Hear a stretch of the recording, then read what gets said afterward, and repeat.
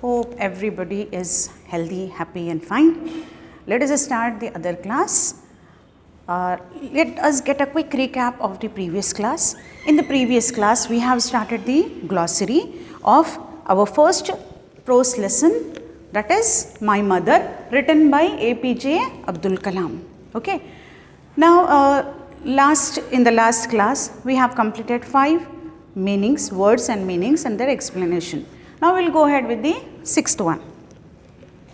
Now, 6th word is umpteen. Umpteen means many. Umpteen number of ideas, umpteen number of dresses, umpteen benches, umpteen purses, umpteen pens, anything you can go ahead with that. So, umpteen means many. Hospitality. Hospitality, it is not hospital, it is hospitality. Being a good host, feeling very friendly and generous towards the others. Just imagine out one situation, like you have gone to one of the function to attend. There is no need of imagination, you can recall because we must have attended lot of functions. So, when you have gone to a particular function, you have some expectations from the host to be good towards you. Their behavior would be good towards you. If suppose you know that certain people are not good at the behavior, you want to avoid going those type of places because you know that they don't talk to me properly. They don't actually ask me good things. They don't like me. So, why should I go? This is actually hospitality, your behavior, your friendly and generous behavior towards the other persons. If other persons are also coming to your home, if they are actually your favorite ones, you would be very happy to welcome them. Okay, you will get a good and broad smile on your face and you will be welcoming them with a wholeheartedness. But if suppose the guest, those who are coming to your home, you don't like them, whatever the reason may be, you can't able to smile in such a way. How would you smile for the favorite ones? You will give a forcefully portrait smile on your face and you just welcome them in a very down way, right? So, this is actually a wrong behavior. If suppose somebody is doing, they are also wrong, but there is no need to give them back the same thing.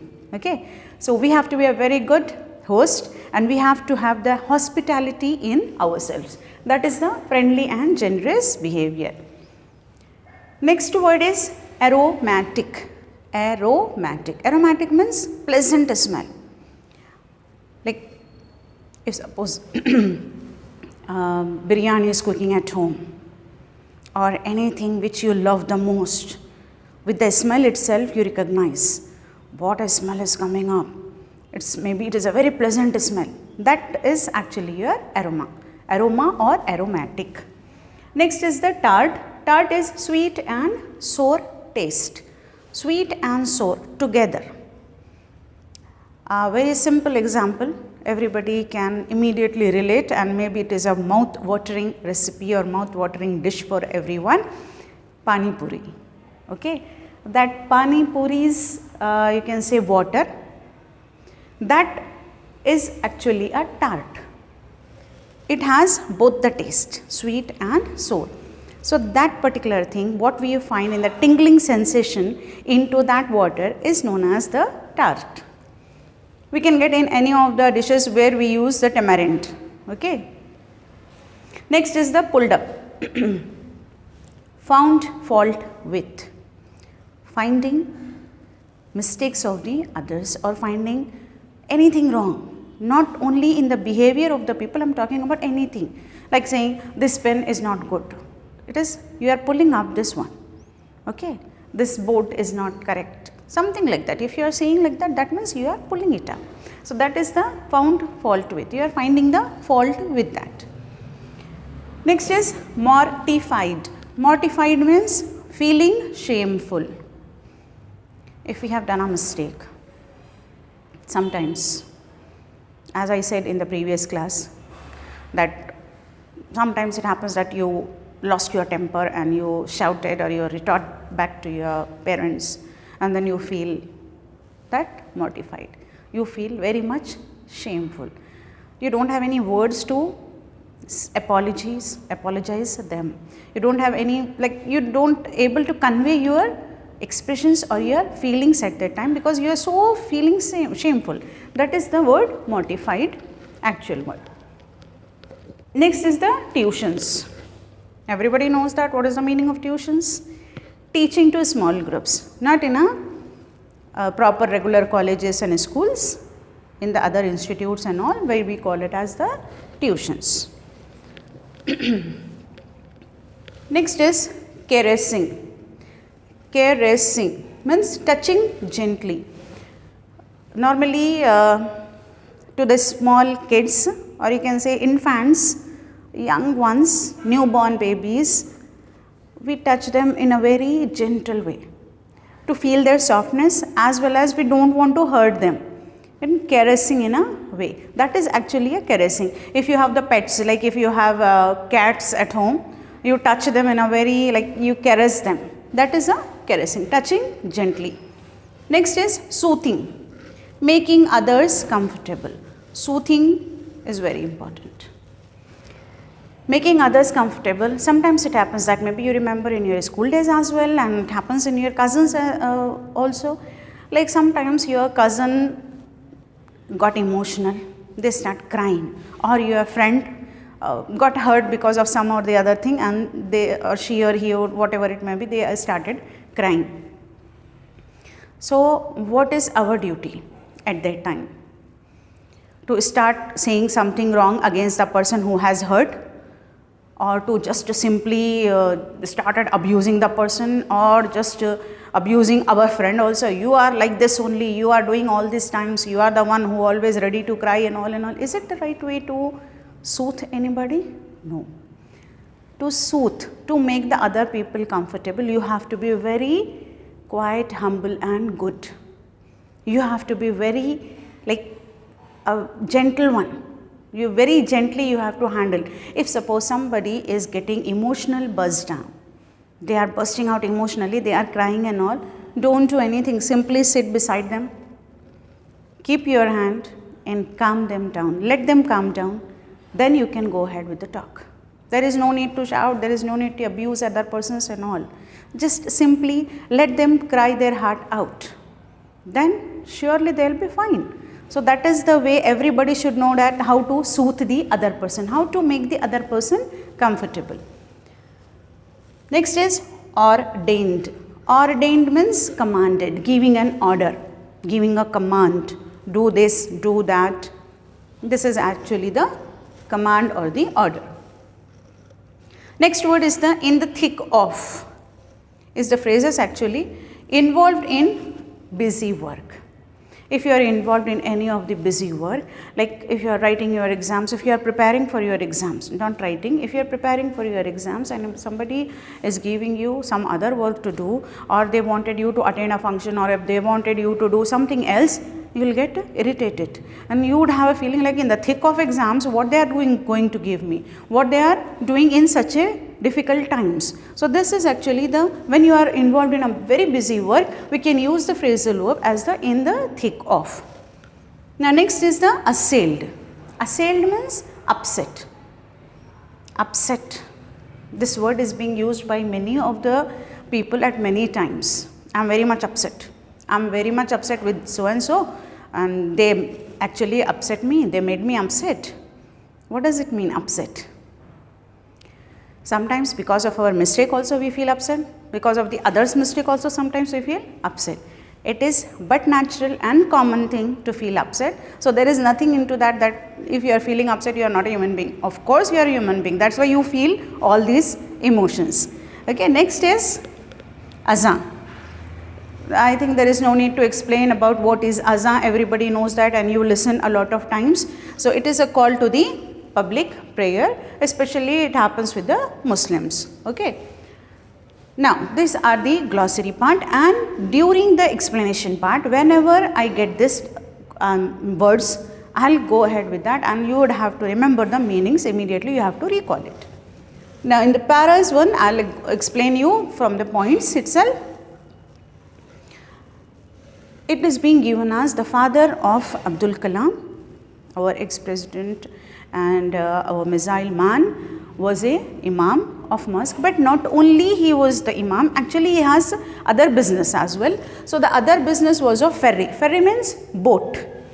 He has the business of boats.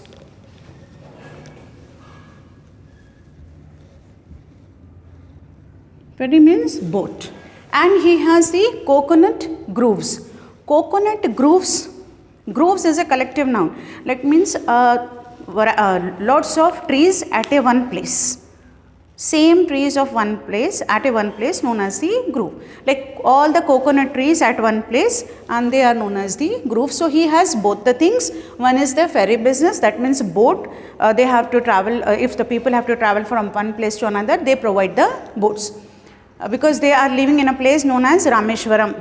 Remember in the previous class I said about that, the place. So there they used to, it is actually at the bank of the river. Rameshwaram is situated near the bank of the river. So obviously they have to cross with the help of the boat.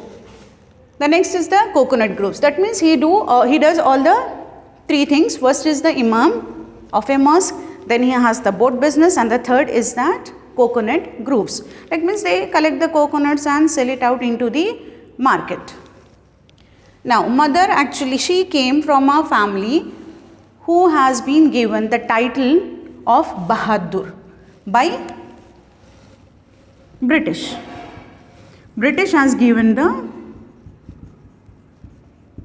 title as Bahadur, not to her, it is to her family. Previously, British, whenever they get happy with any of the person's behavior or act, they used to give them one of the title. Like Rabindranath Tagore, because of his writings and all, he has been given the title as Sir Rabindranath Tagore. In the same way, they gave the persons, those who are brave, those who have done something great in their particular lifetime, or they have done something good for their society, they would be given the title as Bahadur. So his mother, Abdul Kalam's mother, belongs to the family who has got the title of Bahadur by British. Now these are the qualities of the mother. She was a very gentle woman, very soft spoken, very gentle woman, very down to earth. Remember in the previous class we have learned about the meaning of down to earth. It means humble, sensible, without any proud. So she was very down to earth person, pious, piety, very like holy type of the woman she is. She is a very pious woman with a good character, you can say, and devoted Muslim. She offered her all the prayers, and she always busy in praising God, and every time she is a very devoted Muslim, as according to Abdul Kalam, because he has seen his mother in such a way, like devoted Muslim, down to earth, and a very pious and a gentle woman. She always look after everyone in a large family. We actually, as I said in the earlier class, that we actually taken for granted our mothers and fathers' activities. Whatever they are doing for the family, we think that it is their duty to do. Like cooking, washing, whatever your mother do. It is an easy task for her to do continuously all the work? No. But we think that it is their duty to do. Whatever your father is doing, he is earning, doing a lot of hard work outside, working in the office or working in the place wherever he has to earn the money. So it is an easy task? No, obviously not, but we take it for granted. We have one wish list, especially the children has a wish list. I need this, I need that, I need those. From where they are coming, from how they are doing all this work, none, least bothered. I don't know like how many of you were bothered, but it should be bothered by the children. The children should know that. Now what he is saying is that look after everyone in a large family. It is not an easy task. Cooking on the time, taking care of all the whole family members, because this Abdul Kalam's family was a joint family. Grandparents were there, uncles were there, aunties and all their children and all. So cooking for such a big family, for such a large family, and so many people are there, it is not an easy task. But she never complained. She never say anything against the family. She has thought that it is my duty to do that, and very gently she does the duty. That is one of the great quality of not complaining, because people are ready to complain at any time. She was an ideal partner for his father, because she does all the work without any complaints. And the most important quality she has was that she maintained frugality. Remember frugality, in the previous class we have got the meaning of frugality means that using the money as much needed, spending the money which is required, otherwise whatever it is there you have to save. So she is the one in such a meager income. By doing all these, whatever he has earned, he has such a big family where he has to spend so much amount over there. In the especially in the meals only, he has to spend a lot of amount. And then Abdul Kalam has siblings as well. So how can he manage it out? Like all we can find it out, okay, Imam, boat business, and then he has the coconut groves. But again, it is very meager income, less income from all these three, and that too they have to feed such a large family. So it shows that frugality is one of the quality of his mother, who maintained and become an ideal partner for the father of Abdul Kalam. The name of the father, don't forget it out, that was Zainul Abidin, and mother was Ashiyamma. Mother's name was Ashiyamma and father was Zainul Abidin. Okay, here we have completed how many, the leftover meanings and the words. I hope you have understood this one as well as the whole here. And we have started the explanation of these paras. So in that you got an idea that what is the business of the father and what the work he does, and mother, to which family she belongs, and what are the qualities she has. She was a gentle, down-to-earth, pious and devoted Muslim, as well as she has the quality of looking after everyone without any complaints. She never wanted any luxury in life, because if you have the money you want to spend on your own self, but she does not want. She wanted everything to be spent for the family and for the children. So she always maintained the frugality, she never being a spendthrift person. And she actually was a very hospitable person. Just now we have completed this hospitality explanation. Now again the one is that she is a very hospitable person. That means she welcomed the guest, because it's such a large family, so many people would come up into the family to meet, and whoever was coming up to that particular place, into their homes, they call them or they wanted them to have the lunch or the dinner, whatever the time would be there. Because it is being like in the Indian concept, it is said that whoever is coming to your home as a guest, you should actually give him some lunch or dinner, whatever the time is there, provide the meals, don't let them go hungry. This is the Indian concept of hospitality, or you can say Indian tradition. So welcoming the guest after serving such a large family is a true great character, or you can say a great quality she has. So she has the quality of hospitality. She happily welcome all the guests. She serve them. If suppose they are coming at the time when they are taking the lunch or something, she immediately invite them and provide all the things whatever they are eating to the other person, so she can cook later on for the family. It is also one of the great sacrifice. So she does all these things, and she was a very gentle and great woman. So in the next class we will continue about the other incidents in the life of Abdul Kalam. By the time, take care, have a good day.